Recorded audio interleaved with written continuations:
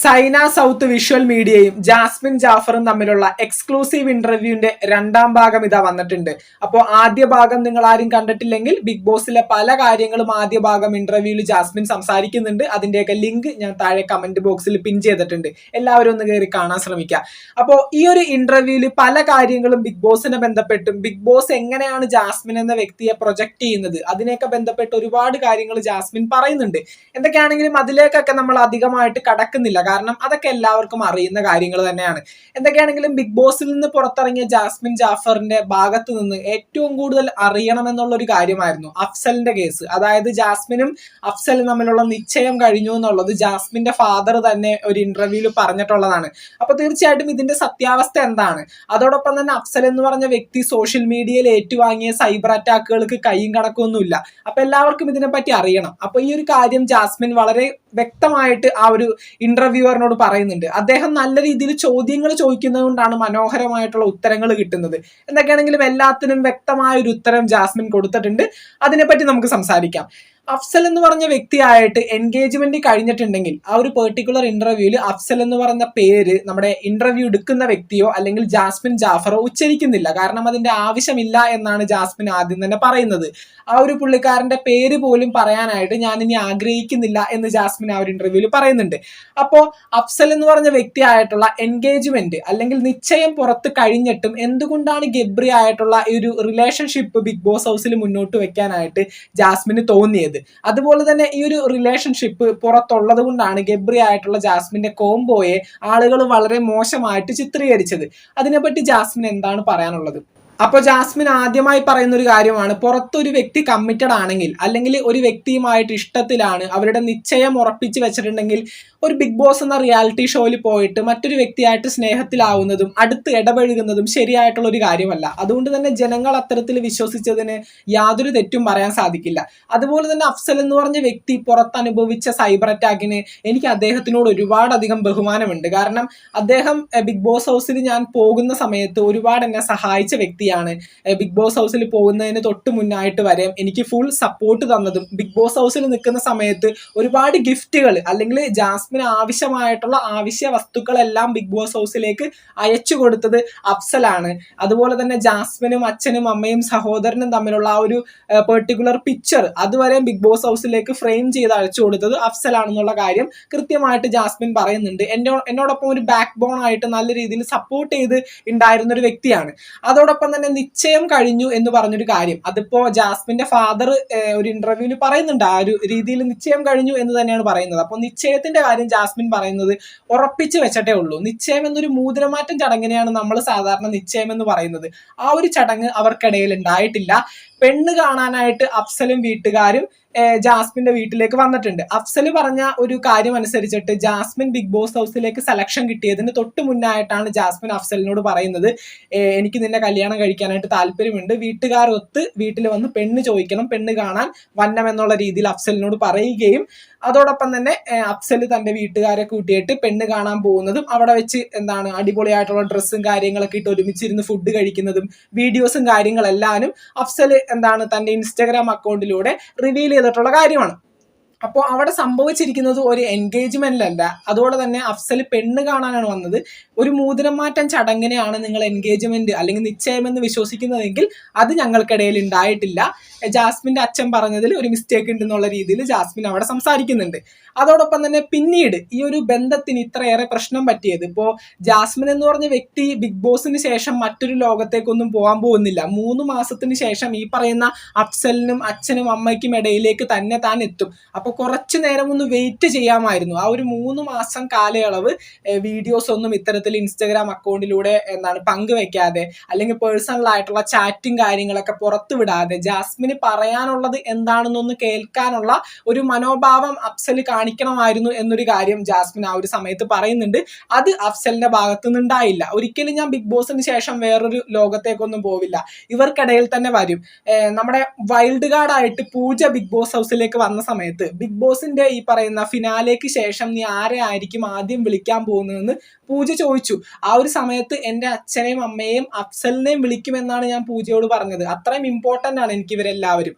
അപ്പോൾ തീർച്ചയായിട്ടും ഞാൻ അത്രയും ടേക്ക് കെയർ ചെയ്ത് അല്ലെങ്കിൽ ഞാൻ അത്രയും നല്ല രീതിയിൽ മുന്നോട്ട് കൊണ്ടുപോകുന്ന ഒരു ബന്ധമാണിത്. അപ്പോൾ തീർച്ചയായിട്ടും അഫ്സലിന്റെ ഭാഗത്ത് നിന്ന് ഇത്തരത്തിലുള്ള ഈ പറയുന്ന ചാറ്റ് പുറത്തുവിടല്, പേഴ്സണൽ ആയിട്ടുള്ള ചാറ്റ് പുറത്തുവിടല്, വീഡിയോസും കാര്യങ്ങളൊക്കെ പുറത്തുവിടല്, അതുപോലെ തന്നെ ജാസ്മിന്റെ ഫാദർ ബിഗ് ബോസ് ഹൗസിലേക്ക് വന്ന സമയത്ത് ആ ഒരു പാവയെ എന്ന് വെച്ചാൽ അഫ്സൽ ഗിഫ്റ്റ് ആയിട്ട് കൊടുത്തഴിച്ച പാവയെ ജാസ്മിന് കൊടുക്കുന്ന സമയത്ത് അഫ്സൽ എന്നുള്ള പേര് പറഞ്ഞോളൂ എന്ന് പറഞ്ഞത് അഫ്സലാണ്. അതിനോടനുബന്ധിച്ചാണ് ജാസ്മിന്റെ ഫാദർ ബിഗ് ബോസ് ഹൗസിന്റെ ഉള്ളിലേക്ക് വന്ന സമയത്ത് അഫ്സൽ നിന്റെ കൂടെ ഉണ്ട്, ആരും നിന്നെ വിട്ടുപോയിട്ടില്ല, പാവ കൊടുത്തയച്ചത് അതുകൊണ്ടാണ് എന്നൊക്കെ പറഞ്ഞിട്ട് ജാസ്മിന്റെ ഫാദർ അഫ്സൽ എന്നുള്ള പേര് ബിഗ് ബോസ് ഹൗസിൽ ആവർത്തിച്ച് പറഞ്ഞത്. അതുപോലെ തന്നെ ജാസ്മിന്റെ ഫാദറും മദറും അതുപോലെ തന്നെ സഹോദരനും കൂടെ ഉള്ള ഒരു ഫോട്ടോ ഫ്രെയിം ചെയ്ത് കൊടുത്തതിന് കൂടാതെ അഫ്സലും ജാസ്മിനും കൂടി നിൽക്കുന്ന ഒരു ഫോട്ടോ കൂടി ഫ്രെയിം ചെയ്ത് ബിഗ് ബോസിലേക്ക് കൊണ്ടുപോകാനായിട്ട് ജാസ്മിന് കൊടുത്തിട്ടുണ്ടായിരുന്നു. ആ ഒരു സമയത്ത് ജാസ്മിൻ അത് ബിഗ് ബോസിലേക്ക് കൊണ്ടുപോയില്ല.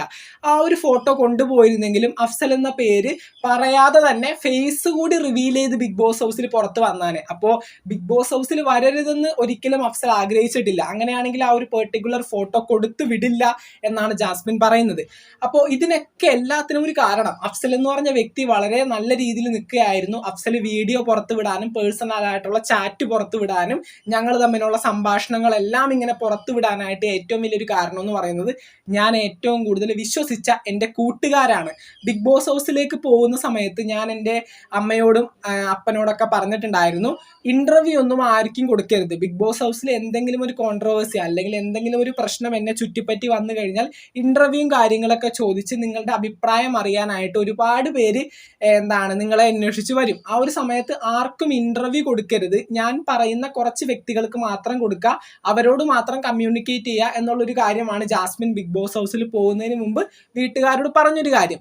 ആ കൂട്ടുകാർ തന്നെ ചതിച്ചു. അതിനോടനുബന്ധിച്ചാണ് അഫ്സൽ എന്ന് പറഞ്ഞ വ്യക്തി ഈ പറയുന്ന ചാറ്റും പേഴ്സണൽ ആയിട്ടുള്ള മെസ്സേജസും വോയിസ് മെസ്സേജസും എല്ലാം പുറത്തു വിട്ടതിന് കാരണം ഈ കൂട്ടുകാർ തന്നെയാണ്. അവരെന്നെ വിട്ട് കാശുണ്ടാക്കി, എന്നെ ചുറ്റിപ്പറ്റി അല്ലെങ്കിൽ എന്നെയും ഗബ്രിയെയും ചുറ്റിപ്പറ്റി ഒരുപാട് കോൺട്രവേഴ്സീസ് ബിഗ് ബോസ് ഹൗസിൽ വരുന്ന സമയത്ത് അല്ലെങ്കിൽ പുറത്തും അകത്തും ഞാൻ ഒരുപോലെ ചർച്ചയാകുന്ന സമയത്ത് എന്നെ ഇപ്പോൾ വിറ്റ് കാശുണ്ടാക്കി കഴിഞ്ഞാൽ കുറെ പുട്ടടിക്കാം എന്ന് വിചാരിക്കുന്ന ചില കൂട്ടുകാരായി പോയി എനിക്കുണ്ടായിരുന്നത്. അവരെൻ്റെ വീട്ടിൽ പോയി ഇന്റർവ്യൂ എടുത്തു, എൻ്റെ അച്ഛനെയും അമ്മയെയും നല്ല രീതിയിൽ മാനിപ്പുലേറ്റ് ചെയ്ത് അവർക്ക് വേണ്ടതെല്ലാം കുത്തിക്കുറിച്ച് അവരുടെ മനസ്സിൽ നിന്ന് എടുത്തു. ആവശ്യമുള്ളതും ഇല്ലാത്തതും അവരെ മാനിപ്പുലേറ്റ് ചെയ്ത് ചോദിച്ച് എന്നെ നശിപ്പിച്ചില്ലാതാക്കിയത് ഞാൻ വിശ്വസിച്ച എൻ്റെ കൂട്ടുകാർ തന്നെയാണെന്നാണ് പറയുന്നത്. അപ്പോൾ മറ്റാരെയുമല്ല അവിടെ ജാസ്മിൻ പ്ലേസ് ചെയ്ത് കാണിക്കുന്നത്, നമ്മുടെ വി വി ഹിയർ എന്ന് പറഞ്ഞൊരു യൂട്യൂബ് ചാനലുണ്ട്. നിങ്ങൾക്ക് എത്ര പേർക്ക് അറിയുമെന്ന് എനിക്കറിയില്ല. ബിഗ് ബോസിനെ ബന്ധപ്പെട്ടുള്ള വീഡിയോസ് ചെയ്യുന്ന ഒരു വ്യക്തിയാണ്. ബിഗ് ബോസ് എന്ന് പറഞ്ഞു കഴിഞ്ഞാൽ ഈ ഒരു സീസൺ 6 മറ്റൊരു വീഡിയോസും പുള്ളി ചെയ്തിട്ടില്ല. ജാസ്മിൻ അഫ്സൽ അങ്ങനെ ഇവരെ ബന്ധപ്പെട്ടുകൊണ്ട് ലക്ഷക്കണക്കിന് വ്യൂവേഴ്സ് ഉള്ള ഒരുപാടധികം വീഡിയോസ് ഈ പറയുന്ന വി വി ഹിയർ എന്ന് പറഞ്ഞ വ്യക്തി ചെയ്തിട്ടുണ്ട്. ആ ഒരു പെർട്ടിക്കുലർ യൂട്യൂബറാണ് ജാസ്മിന്റെ വീട്ടിൽ പോയിട്ട് ആ ഒരു ഇന്റർവ്യൂ ഒക്കെ ജാസ്മിന്റെ ഫാദറും മദറൊക്കെ അടങ്ങുന്ന ആ ഒരു ഇന്റർവ്യൂ ഒക്കെ പുറത്തുവിട്ടത്. അന്നൊക്കെ അത് വലിയ രീതിയിലൊരു റീച്ചിലേക്ക് പോവുകയും ഒരുപാടധികം ക്യാഷ് അതിൽ നിന്ന് പുള്ളിക്ക് കിട്ടിയിട്ടുണ്ടെന്നുള്ള കാര്യം നമുക്കറിയുന്ന ഒരു കാര്യം തന്നെയാണ്. അപ്പോൾ ഈ ഒരു കാര്യമാണ് ജാസ്മിൻ പറയുന്നത്. ആരുടെയും പേരെടുത്ത് ജാസ്മിൻ ആ ഒരു വീഡിയോയിൽ പറഞ്ഞിട്ടില്ല. അത് നല്ലൊരു ക്വാളിറ്റി ആയിട്ട് എനിക്ക് തോന്നി. വീണ്ടും ഒരു കോൺട്രവേഴ്സിക്ക് അല്ലെങ്കിൽ താൻ കാരണം മറ്റൊരു വ്യക്തിന് ചർച്ചയാകണ്ട എന്നൊരു രീതിയായിരിക്കും ജാസ്മിൻ അവിടെ ഉദ്ദേശിച്ചത്. എന്നൊക്കെയാണെങ്കിലും മറ്റൊരു വ്യക്തിയുടെയും പേര് ജാസ്മിൻ ആ ഒരു ഇന്റർവ്യൂവിൽ പറയുന്നില്ല. പക്ഷെ നമുക്ക് കേൾക്കുമ്പോൾ മനസ്സിലാകും ഇന്ന വ്യക്തികളെയാണ് ജാസ്മിൻ അവിടെ ഉദ്ദേശിച്ചിരിക്കുന്നതെന്ന്. അപ്പോൾ ഈ ഒരു മനുഷ്യനാണ് അഫ്സലിനെ ഇത്തരത്തിൽ മാനിപ്പുലേറ്റ് ചെയ്ത് ഒരുപാട് കാര്യങ്ങൾ ഇങ്ങനെ പുറത്തു പറയണം, ചാറ്റ് പുറത്തു വിടണം, വോയിസ് മെസ്സേജ് പുറത്തു വിടണം.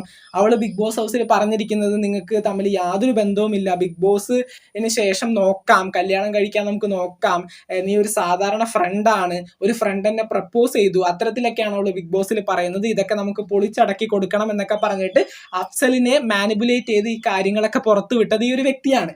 അതിനുശേഷം ജാസ്മിന്റെ ഫാദർ ഈ ഒരു ഫാമിലി വീക്കിന്റെ ഭാഗമായിട്ട് ബിഗ് ബോസ് ഹൗസിൽ വന്ന് പോയതിന് ശേഷമാണ് അഫ്സൽ പല കാര്യങ്ങളും വീണ്ടും വെട്ടിത്തുറന്ന് പറഞ്ഞുകൊണ്ട് പൊട്ടിക്കരഞ്ഞൊക്കെ ഒരു വീഡിയോയിൽ വന്നിട്ടുണ്ടായിരുന്നു. കാരണം അദ്ദേഹം ഒരുപാട് സൈബർ അറ്റാക്കുകൾ ഏറ്റുവാങ്ങി.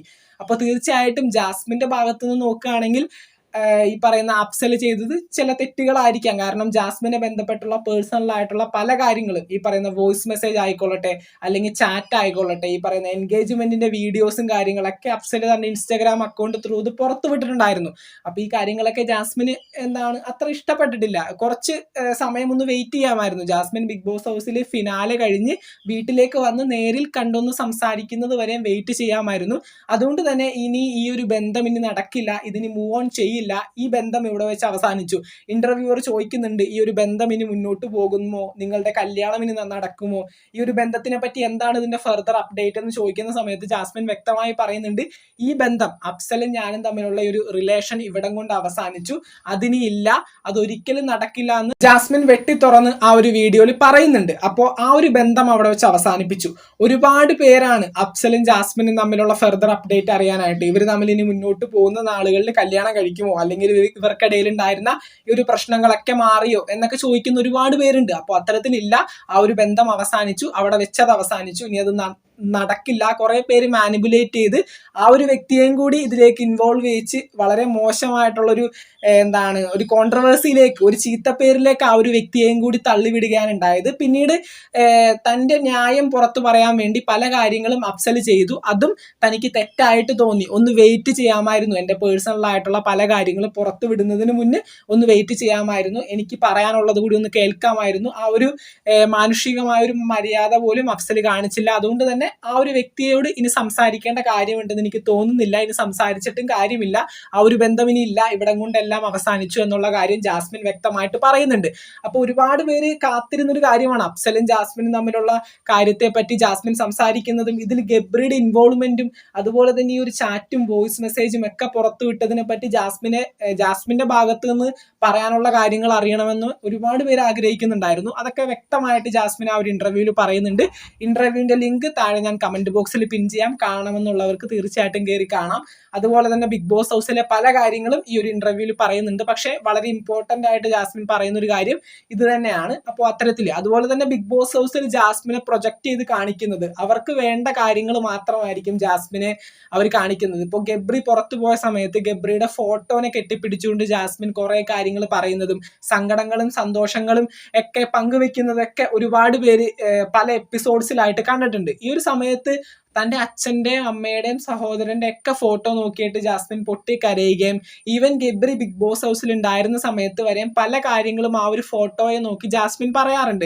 അത് ജാസ്മിൻ്റെ ഒരു ബേസിക് സ്വഭാവമായിട്ടാണ് ജാസ്മിൻ പറയുന്നത്. കാരണം ഒരു വ്യക്തി അവിടെ ഇല്ല എങ്കിൽ ആ ഒരു വ്യക്തിയുടെ ഫോട്ടോ നോക്കി കാര്യങ്ങൾ പറയുന്ന സമയത്ത് ആ ഒരു വ്യക്തിയോട് പറയുന്നത് പോലെ ജാസ്മിന് തോന്നും എന്നാണ് ജാസ്മിൻ പറയുന്നത്. അപ്പോൾ അങ്ങനെ തൻ്റെ അച്ഛൻ്റെയും അമ്മയുടെയും സഹോദരൻ്റെയും ഗബ്രിയുടെയും ഫോട്ടോ ഒക്കെ നോക്കി പറഞ്ഞിട്ടുണ്ട്. പക്ഷെ പല എപ്പിസോഡിലായിട്ടും എല്ലാവരും കണ്ടിരിക്കുന്നത് ഞാൻ ഗബ്രിയുടെ ഫോട്ടോ മാത്രം എടുത്ത് സംസാരിക്കുന്നതാണ്. അതുകൊണ്ടാണ് ഇത്രയൊരു ഡീഗ്രേഡിങ്ങിലേക്ക് ഞാൻ പോയത്. എന്നെ ബിഗ് ബോസ് തന്നെ പ്രൊജക്ട് ചെയ്തിരിക്കുന്ന രീതി വളരെ വ്യത്യസ്തമാണ്. ബിഗ് ബോസ് ഹൗസിൽ നിന്ന് എനിക്ക് ഡേ ബൈ ഡേ എൻ്റെ ഡെയിലി വേജസ് കിട്ടുന്നുണ്ട്. അപ്പോൾ അതൊക്കെ വാങ്ങി ബിഗ് ബോസ് ഹൗസിൽ നിൽക്കുന്ന ഒരു കണ്ടസ്റ്റന്റ് എഗ്രിമെന്റ് പ്രകാരം ബിഗ് ബോസിന് എന്താണോ കണ്ടന്റുകൾ കിട്ടുന്നത് ആ ഒരു കണ്ടന്റുകൾ മാത്രമായിരിക്കും അവർ പുറത്തു വിടുന്നത്. അപ്പോൾ ഗബ്രി ആയിട്ട് സംസാരിക്കുന്ന ജാസ്മിനെ പുറത്ത് പ്രൊജക്ട് ചെയ്ത് കഴിഞ്ഞാൽ ബിഗ് ബോസ് ഹൗസിൽ കുറച്ചുകൂടി TRP റേറ്റിംഗും കാര്യങ്ങളൊക്കെ കിട്ടുമെന്ന് വിശ്വസിക്കുന്ന ബിഗ് ബോസ് അത് മാത്രം പുറത്തു വിടുന്നു. പല രീതിയിലാണ് എല്ലാ കണ്ടസ്റ്റന്റിനെയും ബിഗ് ബോസ് ഹൗസിൽ പ്രൊജക്ട് ചെയ്ത് കാണിക്കുന്നത്.